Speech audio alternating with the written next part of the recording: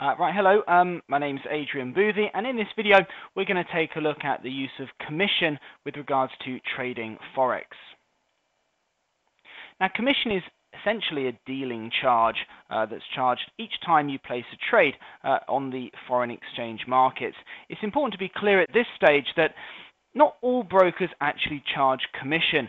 We've discussed in other videos the difference between market makers and really commission brokers. There is a difference. Market makers tend to have a spread and their commission, everything, all their costs are sort of bundled into a wider spread, whereas there are brokers, ECNs or STP brokers, straight through processing, whatever you might want to call it. Typically what they're doing is they're quoting whatever market liquidity they get, or they could hedge at, losing all their liquidity providers, prime banks, etc. Like an exchange, really. And then whenever you want to place a trade or buy or sell on that exchange, they would then charge you commission to do that, very much like you would get a commission on your stockbroker when they place an order through the London Stock Exchange. So that's really their pound of flesh for placing the trade. Whichever way you look at it, a widened spread or a commission, there is a dealing charge involved. And commission is certainly your dealing charge that you can get with some FX brokers. Let's have a look in a bit more detail. As you can imagine, the higher the commissions you get usually is based on service. So different brokers will charge different commissions and so on, and sometimes you might be wanting advice from a particular broker, in which case usually that will come with higher commission rates as well. Typically people don't get advice on trading FX. You normally get quite low commissions based on the fact you're execution only or you're doing your own trading.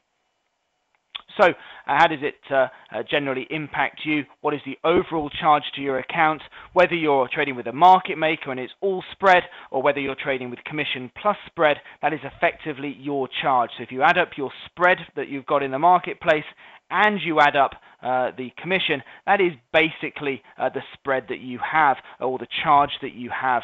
What I mean by that is the higher the charge, so the higher the commission plus the spread the broker quotes, the more the market has to move in your favor before you're actually in profit. So if you're trading with a broker that has a 1 pip spread and a 1 pip commission, effectively that's 2 pips that the market's got to move in your favor before you're actually in a profitable or break-even position on that trading account.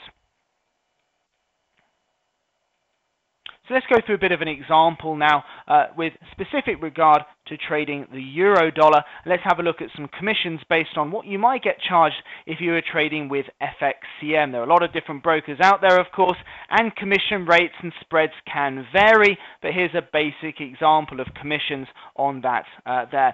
So let's say we wanted to trade euro against the US dollar. And so we bought 100,000 euros worth of US dollars at a rate of 112.80.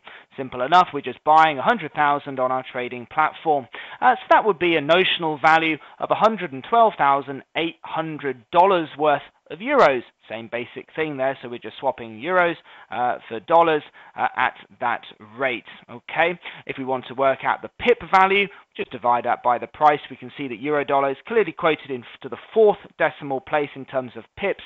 That will be $10 per pip. So if you wanted to trade 100,000 euros worth of dollars, so we're buying 100,000 euro against the US dollar, that would be a stake size of $10 per pip. So in other words, if the market moves from 112.80 to 112.85, that would be 5 pips. Okay, 5 pip move. If we're doing $10 a pip, that would be a difference of $50 on our trading account in terms of profit or indeed loss on that particular trade. Okay, so let's move on. So we're doing 100,000 euro US dollar. The commission that FXCM charge is $4 per $100,000 traded. You might get a slightly different rate if you're a sterling denominated account. It might be £3 for every 100,000 pounds traded, but that's roughly the same thing anyway. So commission, $4 per every $100,000 traded. So what would this transaction mean for you? Well, we're going to be doing 100,000 euros. Okay, so let's times it by the rate to work out the dollar value of the trade. Okay, $112,800, divide that by $100,000 times by $4 is our commission rate. Okay, so see what we're doing there? So it's $4 per $100,000 traded. It gives you the commission of $4.51. So $4.51 is our commission rate for placing that particular trade. Does that make sense? So effectively, we can look at that in pip terms as well, which is effectively 0.45 pips. Remember, here in this example, we're trading at $10 a pip, so if we're getting charged $4.51, it's effectively 0.45 pips as our charge. Okay, so if we're trying to compare like for like with commissions against a wider spread that some brokers may offer, then that gives you a rough idea about what we're looking at.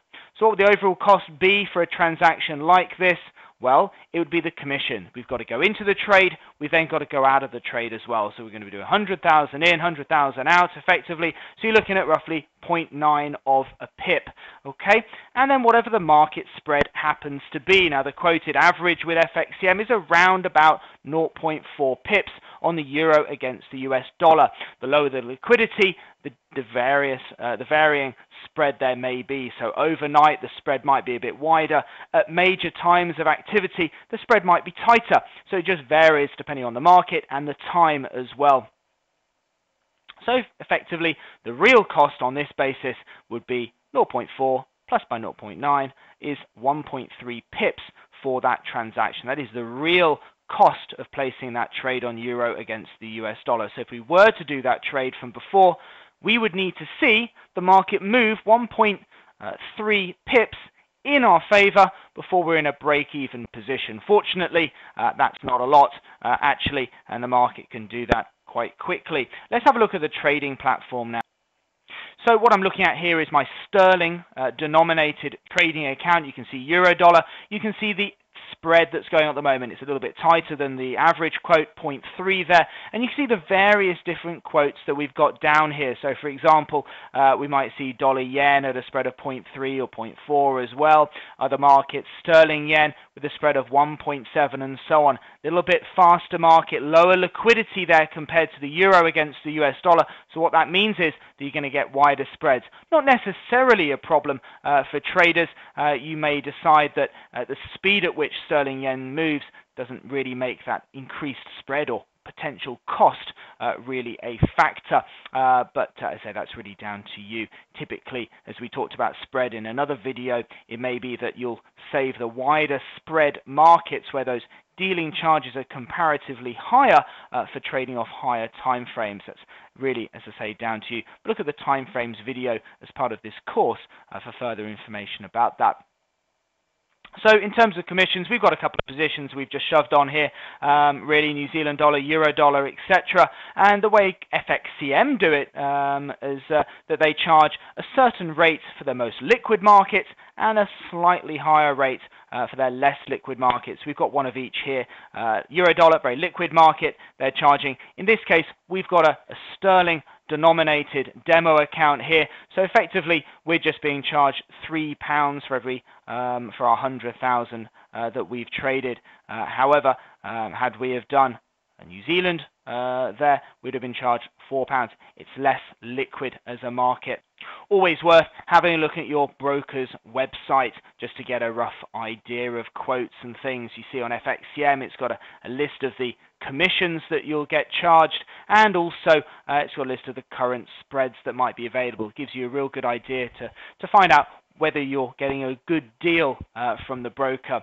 So a lower commission cost doesn't necessarily mean you're getting the best value, because the spread, the underlying spread that the broker might quote you, might not be as good. So for example, you might get a situation where the average spread with a broker is 0.2 compared to FXCM's 0.4. But if their commission charges are quite a lot higher, then it actually may not be in your interest to trade with that particular broker. So it's about looking at the overall position. Really, you're not going to be looking at a huge difference in those overall costs in terms of commissions, but spreads can be a big issue. FXCM, they are not a market maker generally, so what you're looking to do there is trade with them at their liquidity prices, what they get quoted, and then you'll get a commission charge on that one. So it is a little bit up to you as to how you want to do it, but I think FXCM quote a pretty reasonable offering in terms of commissions and spread charges.